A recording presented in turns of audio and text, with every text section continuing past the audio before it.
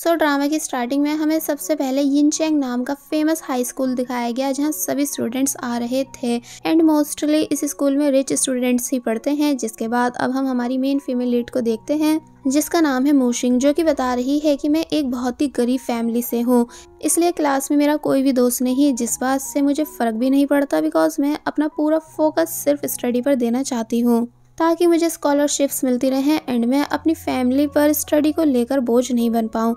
लेकिन इस क्लास में सिर्फ मैं ही एक इंटेलिजेंट नहीं बल्कि एक और भी है जिसका नाम है जियांग, जो कि मुझे अच्छा लगता है लेकिन मैं कभी ये बात उसे बता नहीं सकती हूँ। फिर हमें एक लड़की दिखाई जाती है जो कि नोटिस कर लेती है कि मूशिंग कैसे उसके क्रश जियांग को देख रही थी, इसलिए उसने अपनी फ्रेंड्स के साथ मिलकर वॉशरूम में मूशिंग को काफी ज्यादा बुली करा। साथ ही उसे वार्निंग भी दी कि अगर नेक्स्ट टाइम तुमने मेरे क्रश जियांग को देखा भी तो अच्छा नहीं होगा, गरीब कहीं की। और फिर तभी वो लड़कियां मूशिंग को वॉशरूम में लॉक करके चली जाती हैं। तो तब मूशिंग हेल्प के लिए आवाज़ें देना शुरू कर देती है कि कोई प्लीज़ डोर ओपन कर दो, मैं अपनी नेक्स्ट क्लास के लिए लेट हो रही हूँ। तो तब किसी ने डोर अनलॉक कर दिया, जो कि कौन है पता नहीं चल पाता, लेकिन उस लड़के की शर्ट का बटन वहीं फ्लोर पर गिर जाता है जिसे बाहर आकर मूशिंग उठा लेती है एंड वो सरप्राइज है कि मेरी हेल्प आखिर किसने करी, वरना ज्यादातर सभी मुझे इग्नोर कर देते हैं। फिर तभी उसको उस लड़के की जाते हुए हल्की सी झलक दिख जाती है, जिसके बाद सीन कट हुआ और अब हमें हमारे ड्रामा के मेन कैरेक्टर यानी किदो-मा को दिखाया गया, जो कि बहुत ही ज्यादा रिच बताया गया है। साथ ही ये एक बैड बॉय भी है जो अक्सर लोगों से फाइट करता रहता है, बिल्कुल भी स्टडी नहीं करता, ना ही बड़ों की रिस्पेक्ट और ना ही किसी भी क्लास को अटेंड करता है। वो बताता है कि बाइक मेरी गर्लफ्रेंड है और टेक्वेंडो मेरा बेस्ट फ्रेंड, यानी मैं टेक्वेंडो में बहुत ही ज़्यादा अच्छा हूँ। कैंपस में मेरा टेक्वेंडो क्लब भी है जहाँ कोई भी मुझे हरा नहीं पाता क्योंकि मैं सबसे ज़्यादा बेस्ट हूँ। और फिर जब अपने दोस्तों से फाइट कर ही रहा होता है कि तभी मिस्टर गो नाम के टीचर यहाँ आ गए, जो कि किडो-मा से साथ चलने का कहने लगते हैं। इन टीचर से सभी को काफ़ी ज़्यादा डर लग रहा था लेकिन किडो-मा को बिल्कुल भी नहीं। और फिर जब अपने ऑफिस में आकर मिस्टर गो ने किडो-मा को घूरना शुरू करा ताकि आंखों से डरा सके बिकॉज वो उसे मार नहीं सकते हैं, बट किडो-मा का तो कोई फ़र्क पड़ ही नहीं रहा था बिकॉज वो सच में किसी से भी नहीं डरता है। कि तभी मूशिंग वहाँ आई स्कॉलरशिप फॉर्म फिल करने के लिए, जिससे मिस्टर गो कहते हैं कि अंदर आ जाओ एंड यहाँ बैठकर फॉर्म फिल कर लो। और फिर मूशिंग के सामने ही किडो-मा को नॉन स्टॉप डांटने लगे कि तुम क्यों स्टडी नहीं करते हो, साथ ही स्कूल में बस सभी से लड़ते रहते हो, क्या तुम्हें सच में किसी भी चीज़ का डर नहीं है। तो तब किडो-मा बस उनकी बातों पर स्माइल कर रहा था। मूशिंग नोटिस कर लेती है कि इस लड़की की शर्ट के बटन सेम वैसे हैं जैसा बटन मुझे सुबह मिला था, साथ ही इसकी शर्ट का एक बटन गायब भी है, इसलिए कंफर्म हो जाता है कि यही वो लड़का था जिसने सुबह में मेरी हेल्प करी थी। किडो-मा हंस हंस कर टीचर को पलट के जवाब दे रहा था कि जैसे वो पहले से रेडी है फेल होने के लिए। तो ये सुन आज जब फाइनली टीचर किडो-मा पर हाथ उठाने ही वाले थे, लेकिन तभी मूशिंग बीच में बोल पड़ी कि सर फॉर्म फिल हो चुका है। टीचर कहते हैं कि ठीक है, मैं पूरी कोशिश करूंगा तुमको स्कूल की सभी फैसिलिटीज दिलाने की, तुम्हारे पुअर बैकग्राउंड को याद रखते हुए, ताकि आगे पढ़ाई में भी तुमको कोई परेशानी नहीं आए। और फिर तभी मूशिंग से जाने को कहने लगे तो तब वो यहाँ से चली गई। थोड़ी देर बाद टीचर किडो-मा को भी कुछ वार्निंग्स देने के बाद जाने की परमिशन दे देते हैं। और फिर जैसे वो बाहर आया तो पता चला कि मूशिंग पहले से ही उसके बाहर आने का वेट कर रही थी। और फिर जब जैसी बोली कि मुझे तुमको कुछ देना है तो तब किडो-मा ने जल्दी से मना कर दिया, यानी बोला कि नो थैंक्स, मुझे लव लेटर देने की ज़रूरत नहीं है क्योंकि मैं किसी के भी लव लेटर को एक्सेप्ट नहीं करता। और फिर तभी यहाँ से चला गया, जबकि मूशिंग उसको लव लेटर नहीं बल्कि उसका बटन वापस कर रही थी। अब नेक्स्ट सीन में हम देखते हैं कि जब किडो-मा बाइक चला रहा होता है कि तभी कुछ देखकर वो वहीं पर रुक गया। एक्चुअली एक आदमी छोटे बच्चे को पकड़कर उसे परेशान कर रहा था, यानी कि उससे पैसे मांग रहा था, इसलिए किडो-मा उस बच्चे को बचाने आ गया और बोला कि आज तुम दोनों का दिन बेकार है, जो तुम्हारी मुलाकात यंग मास्टर से हो गई। वो दोनों किडो-मा को पहले तो काफी कुछ बकते हैं और फिर जब जैसी उनमें से एक उसे मारने के लिए आगे हुआ कि तभी किडो-मा ने उसे दूर फेंक दिया। और फिर जब दूसरे वाले के पास भागकर आने लगा तो तब किडो-मा ने यहाँ इतनी हाई जंप मारी कि उसे देखते ही वो आदमी बुरी तरह डर गया, इसलिए तभी यहाँ से भाग गया। वो बच्चा किडो-मा को थैंक्स कर ही रहा होता है कि तभी पता चलता है कि ये दोनों ही साइड से घिर चुके हैं, क्योंकि वो आदमी अपने दोस्तों को भी ले आया है। इसलिए किडो-मा बच्चे को समझाता है कि तुम्हें मेरे बोलते ही दूसरी साइड भागना होगा। और फिर इन्होंने ऐसा ही करा, यानी कि दोनों अलग अलग डायरेक्शन में भागे। एंड अब क्योंकि वो सभी पुलिस किडोमा को पकड़ना चाहते हैं, इसलिए स्टूडेंट पर ध्यान नहीं देते बल्कि बस किडोमा को फॉलो करते गए, जो कि इनके हाथ लग ही नहीं रहा है।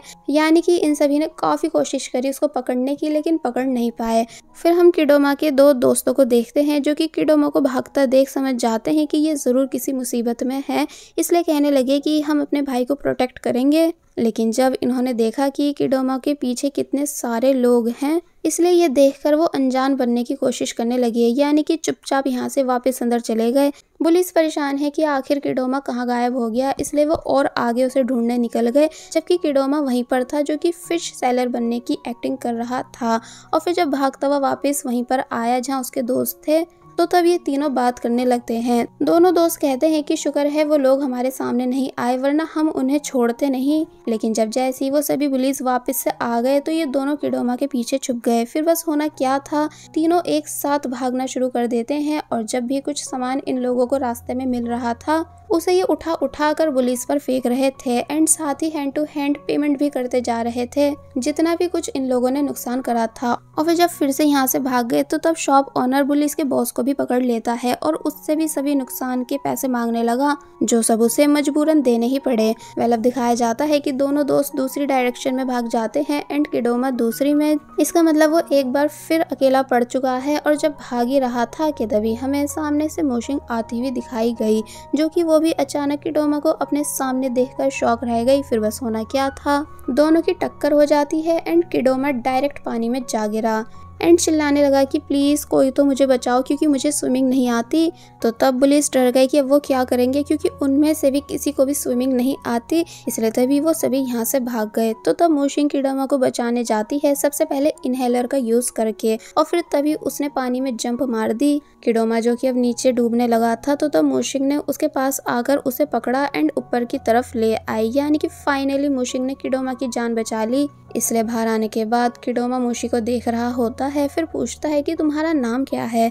मोशिंग अपना नाम बता देती है, तो तब वो भी अपना नाम बताने लगा। तो तब मोशिंग बोली कि रहने दो, मुझे ऑलरेडी तुम्हारा नाम पता है क्योंकि तुम स्कूल में काफ़ी ज़्यादा फेमस हो। किडोमा मोशिंग को थैंक्स करने लगा, तो तब वो बोली कि तुमने भी मेरी हेल्प करी थी, इसलिए अब हिसाब बराबर हुआ। और फिर तभी वो यहाँ से चली गई। जिसके बाद अब हम घर का सीन देखते हैं कि कैसे मोशिंग ने अपने घर आकर किडोमा के उस बटन को संभाल कर रख लिया है जो कि उसे डोर के पास मिला था, जिस पर टेक्वांडो बॉय भी बना हुआ है। फिर हमें मोशिंग का घर दिखाया जाता है एंड वो बता रही है कि हम यहाँ रेंट पर रहते हैं, हम काफ़ी ज़्यादा पुअर हैं, लेकिन जैसे तैसे अपने खर्चे उठा लेते हैं और काफ़ी चीज़ों में कंजूसी भी करते हैं ताकि पैसों की बचत कर सकें। फिर हमें मोशिंग के फादर दिखाए गए जिनकी एक ग्रोसरी शॉप है। वेल नेक्स्ट सीन में हम देखते हैं कि काफ़ी टाइम के बाद मोशिंग की मॉम ने फिश बनाई है, इसलिए सभी खुश थे। लेकिन जब फिश खाने ही वाले थे कि तभी इन्हें ऊपर से आवाज़ें आती हैं कि लैंड लेडी यानी कि आंट लिन नीचे आ रही हैं। इसलिए सबसे पहले जल्दी से इन्होंने शॉप में रखी ऑयल्स की महंगी और बड़ी वाली बोतल्स को हटा दिया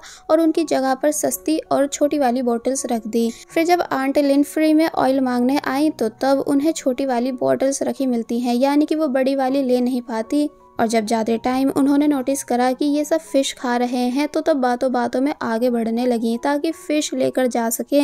लेकिन मोशिंग और उसके डैड जानबूझकर स्नीजिंग करना शुरू कर देते हैं ताकि आंट लिन का फिश लेने का मन नहीं हो, और ऐसा हुआ भी। और फिर तभी वो यहाँ से चली गई। जिनके जाने के बाद मोशिंग के डैड मोशिंग को शाबाशी देने लगे कि तुम ठीक मुझ पर गई हो। वेल अब नेक्स्ट सीन में हम किडोमा को देखते हैं जो कि कुछ खा रहा था। फिर तभी उसने वो चीज़ डॉग को दे दी, जिसे वो डॉग अपने बच्चों के पास ले जाकर उनके साथ खाने लगा। तो तब किडोमा ये सब देखकर हंसता है कि ये सब कितने क्यूट दिख रहे हैं, लेकिन फिर तभी इमोशनल भी होने लगा कि इनके पास भी एक फैमिली है, सिर्फ मेरे पास नहीं। जिसके बाद हमें किडोमा के फादर दिखाए गए जो कि काफ़ी स्ट्रिक्ट हैं। तो वहीं उनके साथ ये जो लेडी थी वो किडोमा की स्टेप मदर थी, जिन्हें किडोमा पसंद नहीं करता। लेकिन स्टेप मॉम की बातों से पता चल रहा था कि जैसे वो किडोमा की फिक्र करती हैं, इसलिए कह रही होती हैं कि इतनी रात हो गई, किडोमा अभी तक घर नहीं आया, पता नहीं कहाँ है, उसने कुछ खाया भी नहीं होगा। तो तब फादर बोलते हैं कि तुम उसकी फिक्र मत किया करो, वो पूरे 19 साल का हो चुका है, जरूर अपने दोस्तों के साथ बाहर किसी रेस्टोरेंट में खा रहा होगा। तो ये सुनकर स्टेप मॉम चुप हो जाती है। आई थिंक किडोमा के फादर किडोमा के केयरलेस होने की वजह से उसको पसंद नहीं करते हैं। वेल अब हमें दिखाया जाता है कि जब रात में मोशिंग सो रही थी तो तब उसे बैड ड्रीम्स आने लगे एंड यही सब सेम ड्रीम्स किडोमा को भी आ रहे थे कि कैसे किडोमा पानी में डूब रहा था एंड उसके पैर भी नीचे ग्रास में फंस चुके थे। तो तब मोशिंग उसके पास आई थी और उसे बचाने की पूरी कोशिश कर रही थी। यानी कि ये पता नहीं कैसा ड्रीम था जिस वजह से इन दोनों की सांसें रुकी और फिर तभी इन दोनों की सोल एक्सचेंज हो गई। जिसके बाद अब हमें नेक्स्ट डे दिखाया जाता है कि कैसे एक क्लीनिंग लेडी रोड को क्लीन कर रही हैं। तो तब उन्होंने किडोमा को उठाया ये बोलकर कि यंग बॉय उठ जाओ, क्या तुम्हें अपने घर नहीं जाना है। तो तब किडोमा उठने लगा लेकिन अब उसकी बॉडी में मोशिंग थी जो कि फील करती है कि कुछ तो अलग है, यानी कि मैं यहाँ कैसे। फिर तभी उसने अपनी नेक को चेक करा जिससे उसे एहसास हुआ कि भला ये क्या चीज़ है और फिर तभी उसने अपनी बॉडी चेक करी जो सब देखकर वो बुरी तरह शॉक रह गई। यानी कि समझ तो उसे अब भी कुछ नहीं आ रहा था लेकिन वो फील कर पा रही है कि जैसे वो अपनी बॉडी में नहीं है। इसलिए तभी भागकर पानी के पास जाती है अपने फेस को देखने और फिर जब जैसे उसने देखा कि ये तो किडोमा का फेस है तो इसलिए ये देख वो काफ़ी ज़ोर से चिल्लाई एंड चिल्लाते हुए यहाँ से बुरी तरह भागने लगी क्योंकि वो काफ़ी ज़्यादा डर चुकी है। दूसरी तरफ अब हम किडोमा को देखते हैं जो कि मोशिंग की बॉडी में था। इसलिए जब जैसे उठा तो पहले उसे भी कुछ समझ नहीं आया। सबसे पहले उसने अपने हेयर नोटिस करे और वॉइस की भला ये इतने लंबे कैसे हो गए और मेरी आवाज़ को क्या हुआ। फिर वो ग्लासेस उठाकर पहनता है जिनको पहनने के बाद जब उसे सब कुछ क्लियर दिखा तो तब वो हैरान रह गया कि भला ये किसका रूम है एंड आखिर में यहाँ आया कैसे। फिर वो मिरर उठाता है ये कहते हुए कि काश ये सब सिर्फ एक ड्रीम हो, प्लीज़ ये सब एक ड्रीम हो। लेकिन जब जैसे उसने देखा कि ये तो एक लड़की का फेस है वो भी मोशिंग का, तो तब वो काफ़ी ज़्यादा ज़ोर से चिल्लाने लगा। अब हमें मोशिंग दिखाई गई जो कि भागती हुई अपने घर आई और फिर अंदर आकर अपने फादर को पकड़ लेती है कि डैड मैं मोशिंग हूँ, मेरे साथ पता नहीं क्या हो गया है, आप प्लीज़ कुछ करो। तो तब डैड समझ नहीं पा रहे थे कि आखिर ये लड़का है कौन। मोशिंग ने घर की कुछ ऐसी बातें बताई जो कि सिर्फ मोशिंग और उसके फादर को पता थी। इसलिए डैड को और ज़्यादा कन्फ्यूजन हुई कि आखिर इस लड़के को हमारे घर की इतनी बातों के बारे में कैसे पता है। इसलिए इससे पहले कि पुलिस को कॉल कर पाते कि तभी किडोमा भी बाहर आ गया जो कि अपनी बॉडी को अपने सामने देखकर जोर जोर से चिल्लाने लगा। तो वहीं दूसरी तरफ से मोशिंग भी काफी जोर से चिल्लाई। डैड कुछ भी समझ नहीं पाए कि आखिर ये सब हो क्या रहा है। इसलिए अपनी बेटी से बोले कि तुम डरो मत बल्कि अंदर जाओ, मैं अभी पुलिस को बुला रहा हूँ। तो तब किडोमा कहता है कि नहीं प्लीज ऐसा करने की कोई जरूरत नहीं, ये मेरा क्लासमेट है। और फिर तभी ये दोनों भागते हुए यहाँ से चले गए। किडोमा मोशिंग को अपने घर ले आया ये बताते हुए कि इस टाइम घर पर कोई भी नहीं होगा। और फिर अब हमें दिखाया जाता है कि कैसे ये दोनों एक दूसरे को मारने वाले हैं, ये देखने के लिए कि कहीं ये कोई ड्रीम तो नहीं। लेकिन तभी इन्होंने प्लान चेंज करा और खुद से एक दूसरे को मारा जो कि इन्हें फील हो रहा है, इसका मतलब ये कोई ड्रीम नहीं है। तो तब मोशिंग कहती है कि कहीं ये वैसी वाली दुनिया तो नहीं जिसमें सभी की सोल एक्सचेंज हो जाती है। और फिर तभी ये दोनों किडोमा के फादर को देखने लगे, जहाँ किडोमा बोला कि मैं ये तो चेक कर चुका हूँ कि तुम्हारे फादर की बॉडी में तुम्हारे फादर की ही सोल है, लेकिन मुझे अपने फादर को भी चेक करना है कि क्या उनकी बॉडी में भी उन्हीं की सोल है या फिर नहीं। मोशिंग मान जाती है। फिर वो काफी ज्यादा डरते डरते किडोमा के फादर के सामने आई, जो सब ऊपर से किडोमा भी देख रहा था। किडोमा के फादर किडोमा से स्टडी के बारे में पूछते हैं और एग्जाम के बारे में भी, ताकि उसे जल्द से जल्द अपने बिजनेस में लगा सके। लेकिन जब मोशिंग ने उनके सामने डॉल करी जो कि किडोमा की फेवरेट है, तो तब फादर गुस्से से उसे देखने लगे। इसलिए वो तभी उस डॉल को अपने हाथ में लेकर नीचे फेंक देते हैं और बोले कि तुम जिंदगी भर निकम्मे ही रहना, जिसे सिर्फ ये सब बेकार काम करने आते हैं। और फिर तभी वो यहाँ से चले गए। तो तब किडोमा समझ जाता है कि ये उसके फादर ही हैं, यानी उनकी सोल उन्हीं की बॉडी में है। और फिर तभी दिखाया गया कि कैसे फादर ने किडोमा की कई सारी डॉल्स को एक ही जगह पर फेंक रखा था। अब ये दोनों बैठकर बात करते हैं, जहाँ किडोमा बोला कि हमें पुलिस को इन्फॉर्म करना चाहिए, लेकिन मोशिंग उसे रोक देती है ये समझाकर कि अगर हमने पुलिस को कुछ भी बताया तो वो लोग हमारे ऊपर एक्सपेरिमेंट कर देंगे, ये जानने के लिए कि आखिर हमारी सोल्स एक्सचेंज हुई कैसे। तो तब जाकर किडोमा शांत होता है। दोनों अपना मोबाइल एक्सचेंज कर लेते हैं। फिर मोशिंग सर्चिंग करने बैठ गई। तो वहीं किडोमा बार बार मोशिंग के हेयर से परेशान हो रहा था जो कि उसके फेस पर आ रहे हैं। काफी सोचने के बाद दोनों को लगा कि कहीं पानी में जाने की वजह से हम दोनों की सोल एक्सचेंज तो नहीं हुई है। इसलिए दोनों उसी रिवर के पास आ गए जहाँ पहले ये दोनों गिरे थे। और फिर तभी इन्होंने जंप मार दी। लेकिन जब बाहर आए तो पता चला कि ये ट्रिक काम ही नहीं करी, यानी अभी भी उनकी सोल एक्सचेंज नहीं हुई।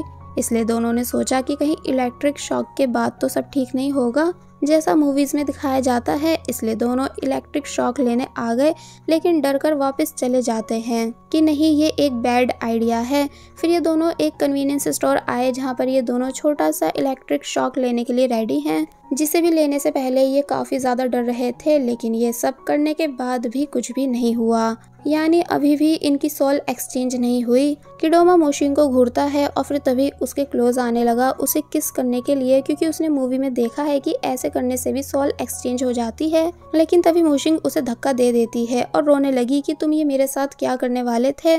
तो तब किडोमा काफ़ी सॉरी कहने के बाद जैसे तैसे मोशिंग को चुप कराता है।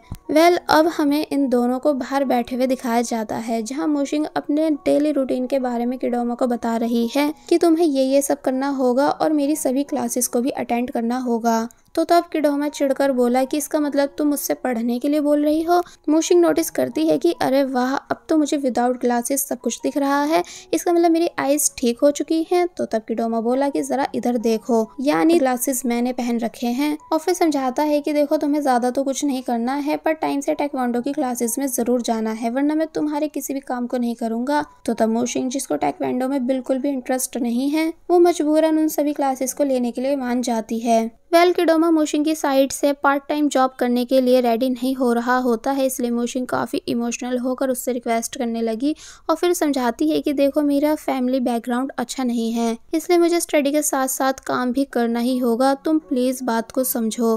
तो तब किडोमा जॉब इंटरव्यू पर जाने के लिए मान जाता है। अब हम किडोमा के दो फ्रेंड्स को देखते हैं जो कि किडोमा के पास आए, जिनमें से इस वाले का नाम है लिंग, तो वही दूसरे का जीमिंग। एक्चुअली ये दोनों किडोमा को शावर के लिए ले जाने के लिए आए थे, लेकिन जब पीछे से मोशिंग की बॉडी में रियल किडोमा यहाँ आया, जो कि इनसे रोज की ही तरह मिल रहा था, यानी मारते हुए, तो तब ये दोनों समझ नहीं पाते हैं कि आखिर ये लड़की है कौन जो हमसे इतना फ्रैंक हो रही है। और फिर तभी लिंग फिंगर दिखाते हुए मोशिंग से उसका नाम पूछने लगा, साथ ही उसका मजाक भी बना रहा था कि अरे ये तो वही डरपोक मोशिंग है ना, जिसको सभी लोग स्कूल में परेशान करते हैं। तो तब किडोमा उसकी फिंगर पकड़ लेता है कि तूने मुझे फिंगर दिखाई कैसे, लेकिन तभी मोशिंग के बोलने पर उसने फिंगर छोड़ दी। तो ये देख जीमिंग के होश उड़ गए कि आखिर ये सब हो क्या रहा है। फाइनली किडोमा एंड मोशिंग इन दोनों को अपना सीक्रेट बताते हैं कि कैसे इन दोनों की बॉडी स्वैप हो चुकी है, इसलिए किडोमा नहीं बल्कि मोशिंग है एंड मोशिंग नहीं बल्कि किडोमा। लेकिन ऑब्वियसली ये दोनों उनकी बात पर बिलीव नहीं करते। तो तब किडोमा चिढ़कर लिंग की ऐसी जगह वाले तिलों के बारे में बताने लगा जो कि सिर्फ इन तीनों को पता थे, इसलिए लिंग शॉक रह गया और मोशिंग से क्वेश्चन करता है कि तुम ये सब बातें ऐसे कैसे किसी और को बता सकते हो। तो वही जीमिंग ये समझने लगता है कि शायद हमारे बॉस किडोमा इस लड़की को डेट कर रहे हैं, इसलिए मोशिंग को सिस्टर इन लो कहकर पुकारने लगा। मोशिंग मना करती भी है कि नहीं ऐसा कुछ भी नहीं, लेकिन अब कहाँ ये दोनों उसकी बात पर बिलीव करने वाले थे कि तभी सीन कट हुआ और अब हमें मोशिंग को किडोमा के दोस्तों के साथ दिखाया गया, जो कि जबरदस्ती मोशिंग को अपने साथ शावर के लिए ले आए हैं, जहाँ वो अनकंफर्टेबल फील कर रही थी। तो वही लिंग क्वेश्चन पर क्वेश्चन करते जा रहा होता है कि बॉस आप स्कूल की सभी ब्यूटीज को छोड़कर मोशिंग को कैसे पसंद कर सकते हो, ये बात मुझे काफी अजीब लग रही है। और फिर ये तीनों बॉडी रब करने लगे, जहाँ किडोमा के दोस्त अब भी उससे काफी सारे क्वेश्चंस करते जाते हैं। तो वहीं बाहर हमें किडोमा को दिखाया गया जो कि मोशिंग के बाहर आने का वेट कर रहा था। फिर सोचता है कि वैसे मैं भी तो अब एक लड़की की बॉडी में हूँ, इसलिए गर्ल्स सेक्शन जा सकता हूँ, जहाँ जाने का मेरा पता नहीं कब से ड्रीम है। और फिर तभी वो उठा एंड डायरेक्ट गर्ल्स बाथरूम में आ गया, जहाँ आकर वो सभी को देख रहा है कि तभी उसकी नोज ब्लीडिंग स्टार्ट हो गई एंड वो तभी पीछे गिर गया और मन ही मन काफी ज्यादा खुश होने लगा कि मैं बहुत ही अच्छा फील कर रहा हूँ। लेकिन अचानक उसको अस्थमा अटैक आया, क्योंकि उसने सुबह से ना ही मोशिंग की कोई मेडिसिन खाई थी और ना ही इनहेलर का यूज करा था, जिस वजह से अब उसकी सांस अटक रही है। और बस फिर इसी सीन के साथ पार्ट 1 यहीं पर एंड हो जाता है। There was a time when you had me falling to the ground. For next part, please subscribe my channel and hit the bell icon. Thank you.